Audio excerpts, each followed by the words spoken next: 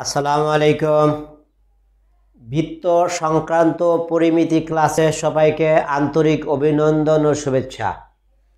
আজকে আমরা নবম দশম শ্রেণীর বৃত্ত সংক্রান্ত পরিমিতি নিয়ে আলোচনা করব। আজকের যে পরিমিতি, এই পরিমিতির ভিতরে পুরোটাই বৃত্ত নিয়ে আলোচনা হবে। এখানে বৃত্ত চাপের দৈর্ঘ্য, বৃত্ত কলার ক্ষেত্রফল, বৃত্তের ক্ষেত্রফল এবং কোনো বৃত্তাকার মাঠের চারিদিকে কোনো রাস্তা থাকলে সে রাস্তার ক্ষেত্রফল, সোজা কথা আমরা বৃত্ত সংক্রান্ত আলোচনা করব। শুরুতে আমি দেখো এখানে কয়েকটা বৃত্তের ছবি আমি অঙ্কন করেছি। আমি এক নম্বরে বৃত্ত চাপের যে একটা রাশিমালা, তোমরা বৃত্ত চাপের রাশিমালা সবাই জানো যে এস সমান আর থিটা, এটা কিন্তু সবাই জানো। এস হলো বৃত্তের চাপের দৈর্ঘ্য, আর হলো উক্ত বৃত্তের ব্যাসার্ধ, আর থিটা হলো ওই চাপ দ্বারা কেন্দ্রে উৎপন্ন কোণ। এস সমান আর থিটা, এটা একটা বৃত্ত চাপের সমীকরণ। এই বৃত্ত চাপের সমীকরণের সাথে মোটামুটি সবাই কম বেশি তোমরা পরিচিত আছো। এই চাপের দৈর্ঘ্য আমরা কীভাবে নির্ণয় করা যায় আমরা এটা দেখাবো। এই চাপের রাশিমালা এটা এস সমান আর থিটা, এটা আমরা প্রমাণ করব। প্রথমে আসা যাক যে বৃত্ত চাপ কাকে বলে। দেখো এটা হলো একটা বৃত্তের, এই যে চতুর্দিকে একটা বৃত্তাকার দাগ আছে, এটা হলো বৃত্তের পরিধি। আর পরিধিকে যদি আমরা কয়েকটা ছোট ছোট অংশে ভাগ করি, দেখো পরিধিকে আমরা কয়েকটা ছোট ছোট অংশে ভাগ করেছি। এই যে একটা অংশ, এই যে একটা অংশ, এই যে একটা অংশ, এই যে একটা অংশ, এই যে একটা অংশ। পুরা বৃত্তের পরিধিকে আমরা কয়েকটা অংশে, একটা দুইটা তিনটা চারটা পাঁচটা অংশে বিভক্ত করেছি। আমরা ইচ্ছা করলে আরও অংশে বিভক্ত করতে পারি। এই প্রতিটা অংশ হলো এক একটা বৃত্ত চাপ, আর প্রতিটা বৃত্ত চাপই বৃত্তের কেন্দ্রে একটা করে কোণ তৈরি করে। দেখো আমরা যদি এটাকে একটা চাপ ধরি, চাপটার নাম যদি এ বি দেই, যে চাপটার নাম এ বি, তাহলে এ প্রান্তটা যদি কেন্দ্রে যোগ করি আর বি প্রান্তটা যদি কেন্দ্রে যোগ করি, তাহলে বৃত্তের কেন্দ্রে কিন্তু একটা কোণ তৈরি হয়েছে, সেই কোণটা হলো থিটা। আর এ বি চাপের দৈর্ঘ্য যদি এস হয় আর বৃত্তের ব্যাসার্ধ যদি আর হয়, তাহলে দেখো এখানে এ বি হলো বৃত্ত চাপের দৈর্ঘ্য, যাকে আমরা এস দ্বারা প্রকাশ করলাম। আর এ বৃত্তের কেন্দ্রটা ও, তাহলে এ ও বি হলো চাপ দ্বারা বৃত্তের কেন্দ্রে উৎপন্ন কোণ থিটা। আর ও এ আর ও বি যেটা একই বৃত্তের ব্যাসার্ধ সমান আর। যদি এরকম হয় তাহলে এস সমান আর থিটা হবে। এই সূত্রটা আমরা এখন প্রমাণ করব।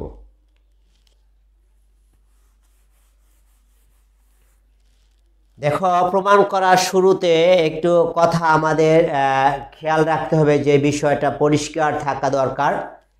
এখানে যে একটা চাপ আছে, চাপ এ বি, কেন্দ্রে উৎপন্ন কোণ থিটা। চাপ এ বি কেন্দ্রে উৎপন্ন কোণ থিটা। কেন্দ্রে উৎপন্ন কোণের সাথে চাপের কিন্তু একটা সম্পর্ক আছে। এই চাপের দৈর্ঘ্য কেন্দ্রে উৎপন্ন কোণের সমানুপাতিক, অর্থাৎ চাপের দৈর্ঘ্য যদি বড় হয় কেন্দ্রে উৎপন্ন কোণও বেশি হবে। অর্থাৎ চাপের দৈর্ঘ্য বৃত্তে কেন্দ্রে উৎপন্ন কোণের সমানুপাতিক। এস সমানুপাতিক হলো আর, এস সমানুপাতিক থিটা। অর্থাৎ চাপের দৈর্ঘ্য যদি বাড়ে তাহলে কেন্দ্রে উৎপন্ন কোণও বাড়বে। একটু বোঝা যাচ্ছে? এটা হলো চাপ, এটা হলো কেন্দ্রে উৎপন্ন কোণ। চাপ বেড়ে যদি আরও বেশি হয়, আরও কেন্দ্রে আরও বড় কোণ উৎপন্ন হবে। অর্থাৎ এই চাপের দৈর্ঘ্য কেন্দ্রে উৎপন্ন কোণের সমানুপাতিক। এটা কিন্তু আমরা সবাই জানি। এখান থেকে কি লেখা যায় দেখো, সমানুপাতিক উঠায় একটা ধ্রুবক লেখা যায় ইন্টু থিটা। এখানে যদি থিটাটা নিচে চলে আসে তাহলে ধ্রুবক হয়। তাহলে কি হলো, চাপের দৈর্ঘ্য বাই কেন্দ্রে উৎপন্ন কোণ, এই দুইটার অনুপাত কি ধ্রুব রাশি। এটা আমার একটু খেয়াল রাখা দরকার যে এস সমানুপাত এস বাই থিটা সমান ধ্রুবক। এই কথাটা তোমরা মনে রাখো। দেখো, এই চাপটা যদি পুরা পরিধি হয়, বৃত্তের চাপটা যদি পুরা পরিধি হয়, তাহলে পুরা পরিধি কেন্দ্রে কি পরিমাণ কোণ উৎপন্ন করবে? কেন্দ্রে পুরা পরিধি কেন্দ্রে কিন্তু 360 ডিগ্রি কোণ তৈরি করবে। পুরা পরিধি কেন্দ্রে 360 ডিগ্রি কোণ তৈরি করবে। ওই ক্ষেত্রে পুরা পরিধি কত? পরিধি হলো 2πr। আর এক্ষেত্রে পরিধি একটা চাপ হবে কেন্দ্রে উৎপন্ন কোণের সমানুপাতিক। পুরা বৃত্তের পরিধিটা হলো 2πr। আর এই পুরা পরিধি কেন্দ্রে 360 ডিগ্রি কোণ তৈরি করে। এই জন্য পরিধি তখন একটা চাপ হয়ে যাবে। বৃত্তের সবচেয়ে বড় চাপ হলো বৃত্তের পরিধি। তাই বৃত্তের পরিধি হলো কেন্দ্রে উৎপন্ন কোণ। বৃত্তের কেন্দ্রে কত ডিগ্রি কোণ তৈরি করে? 360 ডিগ্রি কোণ তৈরি হয়। পরিধি বৃত্তের কেন্দ্রে 360 ডিগ্রি কোণ তৈরি করে। এই জন্য পরিধি অর্থাৎ পরিধি একটা চাপ, সেটা হবে এই বৃত্তের কেন্দ্রে উৎপন্ন কোণের সমানুপাতিক। 2πr সমানুপাতিক 360 ডিগ্রি। এখান থেকে আমরা কি লিখতে পারি? 2πr সমান, এখানে যদি আমরা ধ্রুবক লিখি, সমানুপাতিক উঠাই দিয়া, ইন্টু 360 ডিগ্রি যদি লিখি, এখানে 2πr ভাগ 360 ডিগ্রি সমান ধ্রুবক। দেখো, এই যে একটা অংশ, আমরা কিন্তু আগে একটা অংশ পেয়েছি। দেখো, এই অংশের মান কিন্তু ধ্রুবক, এই অংশের মানও ধ্রুবক। তাহলে এই অংশটা আর এই অংশটা কি হবে? পরস্পর সমান হবে। তাহলে কি লেখা যায়? আমি যদি এই ধ্রুবকের মান এখান থেকে বসিয়ে দিই,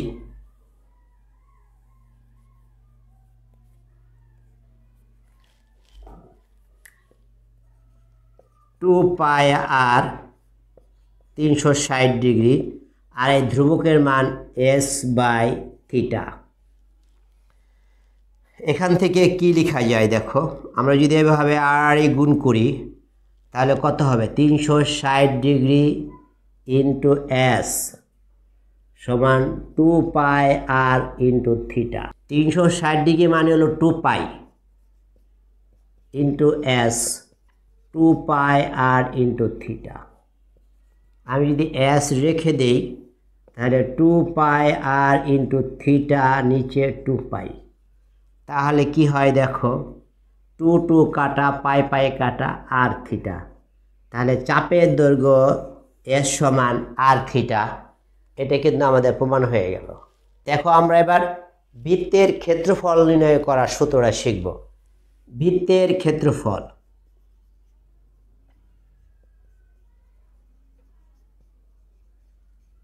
মনে রাখবা, বৃত্তের ক্ষেত্রফল যে কোনো ক্ষেত্রফল 2 ডাইমেনশন। এখানে দৈর্ঘ্য আছে, প্রস্থ আছে। তাহলে এখানে বৃত্তের ক্ষেত্রফলের জন্য কি হয়? দৈর্ঘ্য থাকবে, প্রস্থ থাকবে। আর বৃত্তের দৈর্ঘ্য কাকে বলে?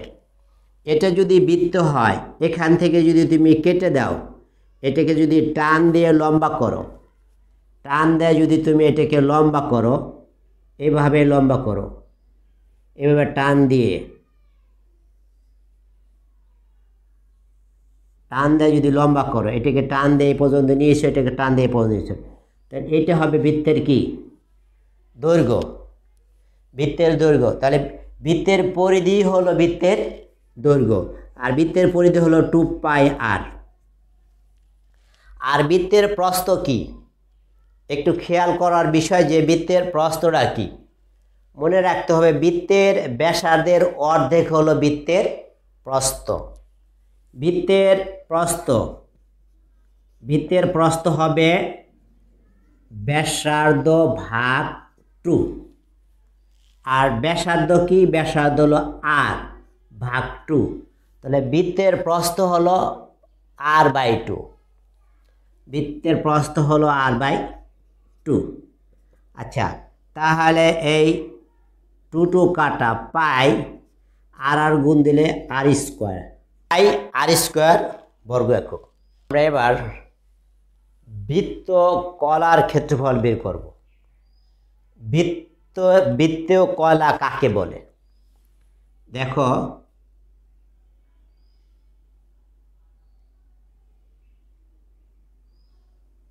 এটা যদি বৃত্তের কেন্দ্র হয় আর এবি যদি বৃত্তের চাপের দৈর্ঘ্য হয়, এইটা যদি বৃত্তের চাপের দৈর্ঘ্য হয়, তাহলে এই চাপ বৃত্তের কেন্দ্রে যে অংশটা বৃত্ত থেকে যে অংশটা কর্তন করেছে সেটাই বৃত্তকলা। এটা হলো বৃত্তকলা। অর্থাৎ বৃত্তের ক্ষুদ্র একটা চাপ বৃত্ত থেকে যতটুকু অংশ কর্তন করেছে। আমরা যদি কোনো তরমুজের একটা তরমুজ পাকা কিংবা ভিতরে লাল আছে কিনা, তরমুজটা পেকেছে কিনা আমরা দেখার জন্য কিন্তু গোল করে একটা অংশ ফালি কাটি, আর ওই যে ফালিটা ওটাই হবে বৃত্তকলা। তাহলে বৃত্তকলাটা হলো এ ও বি একটা বৃত্তকলা। আর এই বৃত্তকলার ক্ষেত্রফল কীভাবে নির্ণয় করতে হয় এটা আমি তোমাদেরকে দেখাবো। এটা যদি বৃত্তকলা হয় আর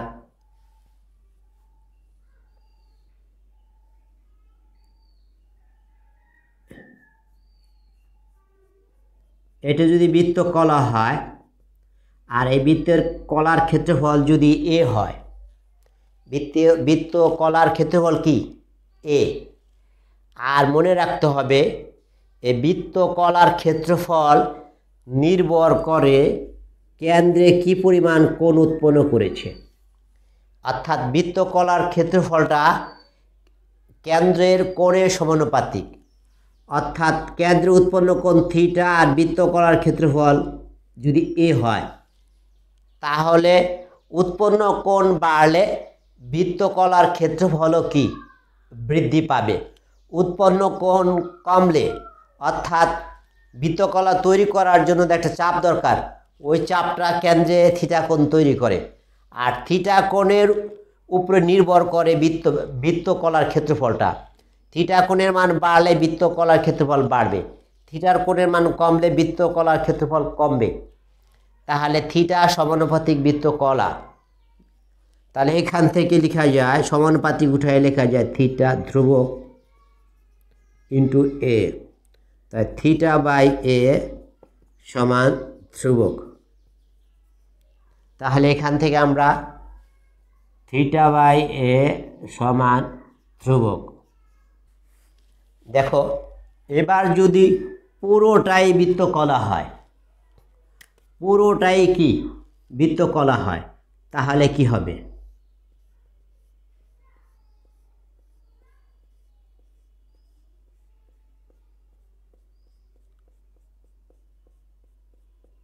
আর বৃত্তকলার নাম যদি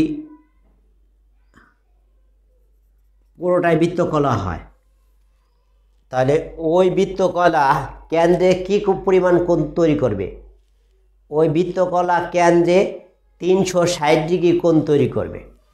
তাহলে এখানে 360 ডিগ্রি সমানুপাতিক এর ক্ষেত্রফলটা কেন্দ্রে 360 ডিগ্রি কোণ তৈরি করে। তাহলে 360 ডিগ্রি কোণ হবে বৃত্তের ক্ষেত্রফলের সমানুপাতিক। তাই বৃত্তের ক্ষেত্রফল কি? পাই আর স্কোয়ার। তাহলে এখানে 360 ডিগ্রি, এখানে ধ্রুবক লেখা যায় পাই আর স্কোয়ার। 360 ডিগ্রি ভাগ পাই আর স্কোয়ার সমান ধ্রুবক। দেখো, থিটা বাই এ এটাও ধ্রুবক, 360 ডিগ্রি ভাগ পাই আর স্কোয়ার এটাও ধ্রুবক। তাহলে এই ধ্রুবকের পরিবর্তে আমরা থিটা বাই এ লিখতে পারি।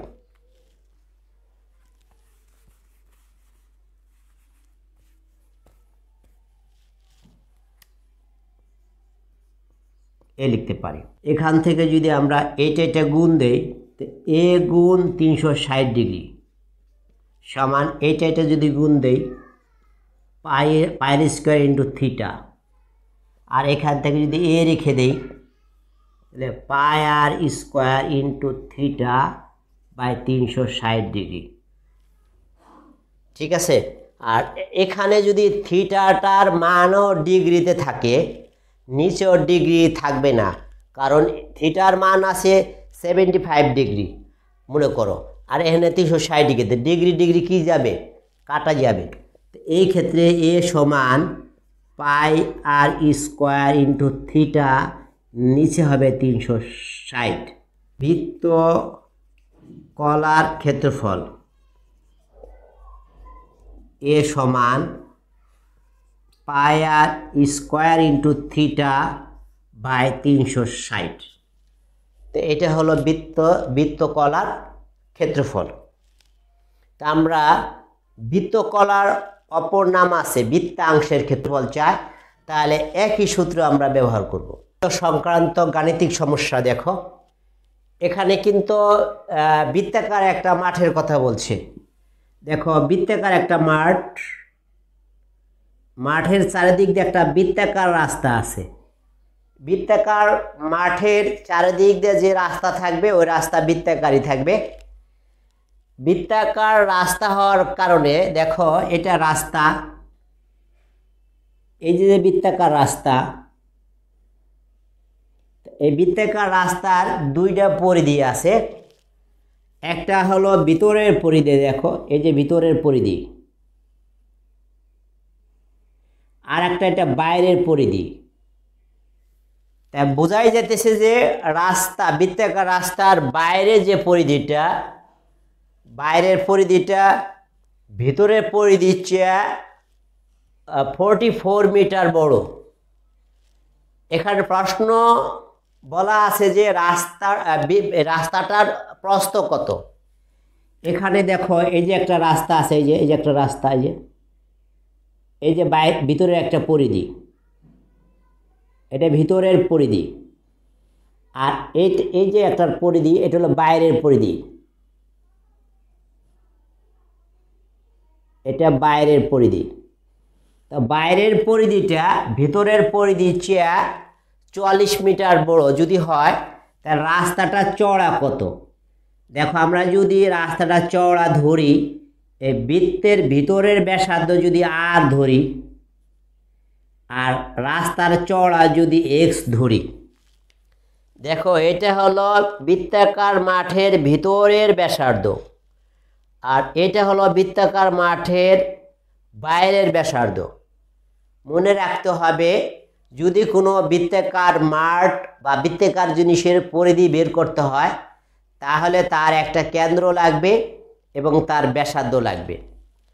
এই যে আর, এই ব্যাসার্ধটা হলো মাঠের ভিতরের ব্যাসার্ধ, আর এই যে আরের সাথে এক্স পরিমাণ বাড়ছে, এই পুরো একটা ব্যাসার্ধ হয়েছে, এই ব্যাসার্ধটা হলো মাঠের বাইরের ব্যাসার্ধ।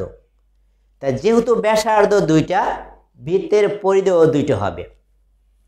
তাহলে রাস্তা সহ মাঠের বাইরের পরিধি,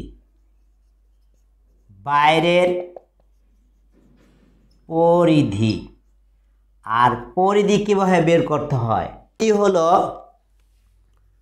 2 পাই ইন্টু ব্যাসার্ধ। মনে রাখবা, পরিধি বের করার সূত্র হলো 2 পাই ইন্টু ব্যাসার্ধ। 2 পাই মাঠের বাইরের ব্যাসার্ধ কত, আর প্লাস এক্স।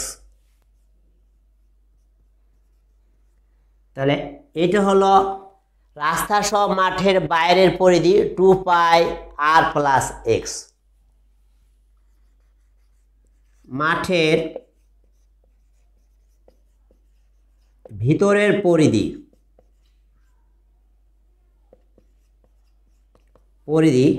অর্থাৎ 2 পাই ইন্টু ব্যাসার্ধ,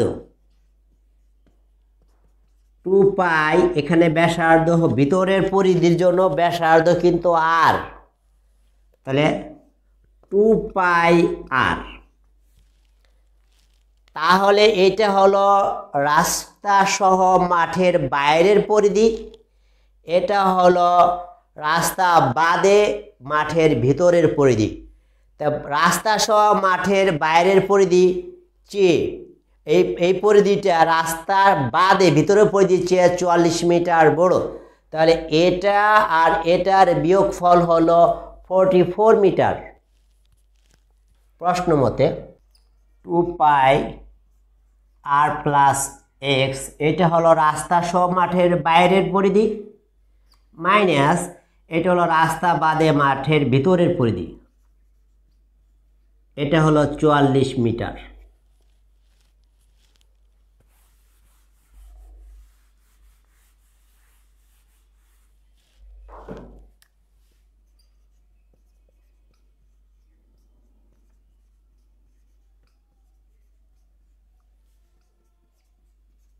আচ্ছা, 2 পাই আর কি যায়, কাটাকাটি যায়। 2 পাই এক্স, এক্স সমান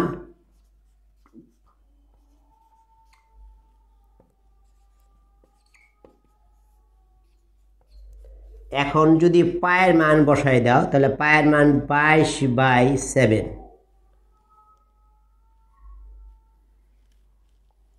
তাহলে কি হয় দেখো, এক সমান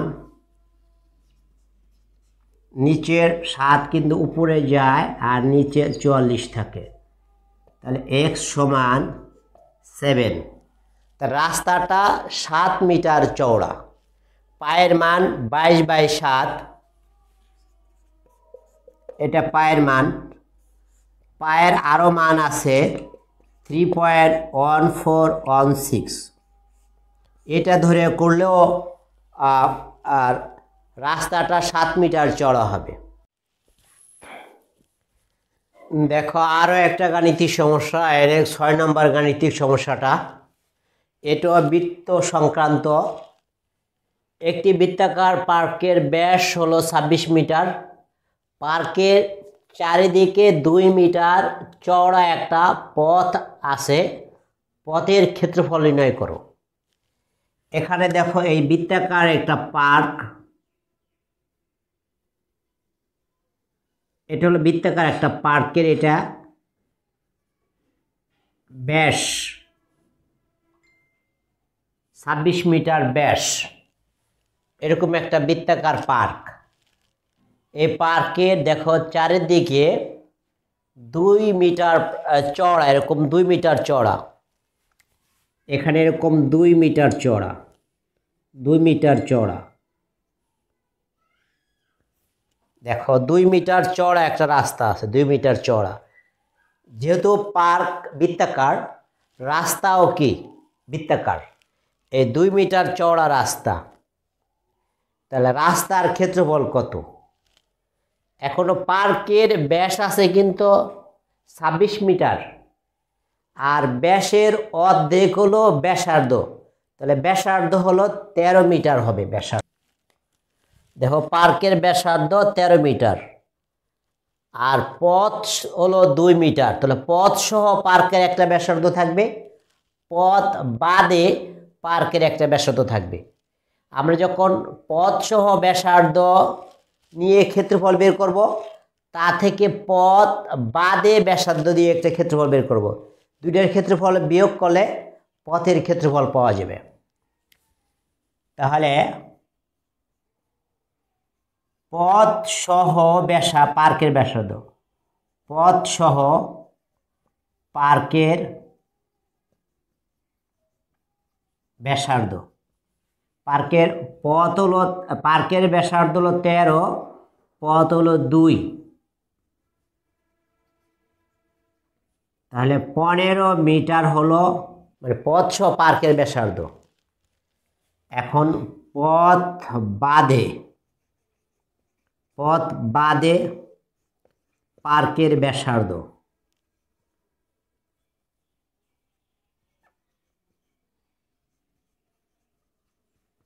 পথ বাদে পার্কের ব্যাসার্ধ 13 মিটার।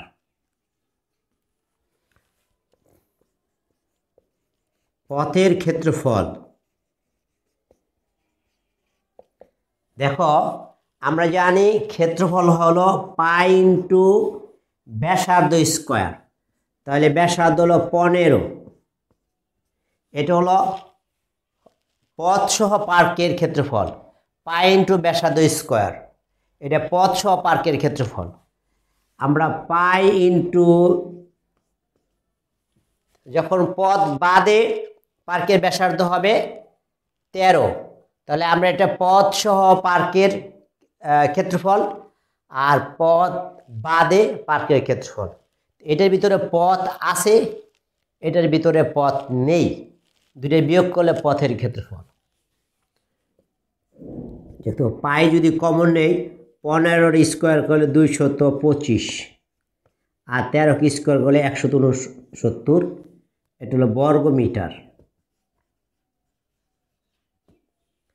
এখন পায়ের মান 3.1416, আর যদি বিয়োগ করি তাহলে এত বর্গ মিটার। এটা যদি গুণ দেয় তাহলে গুণফল কত হয় দেখো। এটা গুণ করলে 175.93 বর্গ মিটার প্রায় লিখতে হয়, দশমিকের পরে ঘর সংখ্যা কম বেশি হওয়ার কারণে। তাহলে এটাকে যদি এটাতে গুণ দেয় তাহলে পথের ক্ষেত্রফল 175.93 বর্গ মিটার প্রায়। দেখো 7 নাম্বার গাণিতিক সমস্যা। এখানে একটি গাড়ির সামনের চাকার ব্যাস 28 সেন্টিমিটার, সামনের চাকাটার ব্যাস 28 সেন্টিমিটার এবং পিছনের চাকার ব্যাস 35 সেন্টিমিটার। পিছনের চাকাটা একটু বড়, সামনের চাকাটা একটু ছোট। সামনের চাকার ব্যাসটা দেখো, এই ব্যাসটা হলো 28 সেন্টিমিটার, পিছনের চাকার ব্যাসটা হলো 35 সেন্টিমিটার। এই একটা গাড়ি, এই গাড়ির সামনের চাকার ব্যাস 28 সেন্টিমিটার, পিছনের চাকার ব্যাস হলো 35 সেন্টিমিটার। এই গাড়িটা যখন চলবে, এখানে 88 মিটার রাস্তা চলার কথা বলছে, যে 88 মিটার রাস্তা যাওয়ার পরে সামনের চাকা কতবার ঘুরবে, পিছনের চাকা কতবার ঘুরবে। তাহলে যেহেতু রাস্তা একই 88 মিটার, সামনের চাকাটা ছোট হওয়ার কারণে সে বেশি বার ঘুরবে, আর পিছনের চাকাটা বড় হওয়ার কারণে সে কম বার ঘুরবে। তা বলা আছে যে সামনের চাকা আর পিছনের চাকা অপেক্ষায় কতবার বেশি ঘুরবে। তাহলে আমরা এই চাকা ঘুরে, মূলত চাকার একবার ঘুরলে পরিধি সমান পথ যায়। এই যে চাকার পরিধি, বৃত্তাকার এই অংশটা যে পরিধি, এই পরিধি চাকাটা একবার ঘুরলে পরিধি সমান পথ যাবে। এখন চাকার আমরা পরিধি বের করব। সামনের চাকার পরিধি, সামনের চাকার পরিধি, পরিধি কেমনি বের করে? পরিধি হলো পাই ইন্টু ব্যাস। পরিধি বের করার সূত্র হলো পাই ইন্টু চাকার ব্যাস। পায়ের মান 3.1416 আর চাকার ব্যাস হলো 28। তাহলে যদি গুণ দেই আমরা, তাহলে 87.96 সেন্টিমিটার হলো সামনের চাকার পরিধি। এখন 88 মিটার পথ যেতে সামনের চাকা কতবার ঘুরবে? সামনের চাকা ঘুরবে, দেখো উপরে হলো পথ আর নিচে হলো চাকার পরিধি, চাকার পরিধি। এখন কত মিটার পথ? 88 মিটার পথ। 88 মিটারকে যদি আমি, তাহলে 88 গুণ 100 মানে 8800 সেন্টিমিটার। আর সামনের চাকার পরিধি হলো 87.96। আমরা যদি এটাকে এটাতে ভাগ দিই তাহলে 100 বার ঘুরবে। দেখো সামনের চাকা ঘুরবে 100 বার। এবার আমরা পিছনের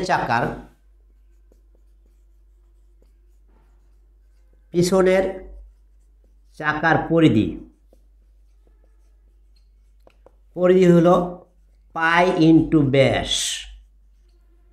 পায়ের মান 3.1416 আর পিছনের চাকার ব্যাস কিন্তু 35 সেন্টিমিটার। আমরা যদি গুণ দেই তাহলে গুণফল কত হবে? 109.96 সেন্টিমিটার। এটা হলো পিছনের চাকার পরিধি। পিছনের চাকা ঘুরবে, পিছনের চাকা ঘুরবে। উপরে হলো পথ, নিচে হলো চাকার পরিধি। আচ্ছা, পথ কত? 88 মিটার, তার মানে 8800 সেন্টিমিটার। আর পরিধি কত? 109.96, তাহলে 80 বার ঘুরবে। দেখো সামনের চাকা ছোট হওয়ার কারণে সে 88 মিটার পথ যাওয়ার সময় সে 100 বার ঘুরবে। পিছনের চাকার পরিধিটা একটু বড় হওয়ার কারণে সে 80 বার ঘুরবে। তাহলে সামনের চাকা ঘুরবে 100 বার আর পিছনের চাকা ঘুরবে হলো 80 বার। তাহলে সামনের চাকা কয়বার বেশি ঘুরবে? তাহলে সামনের চাকা 20 বার বেশি ঘুরবে। সামনের চাকা বেশি ঘুরবে 100 মাইনাস 80।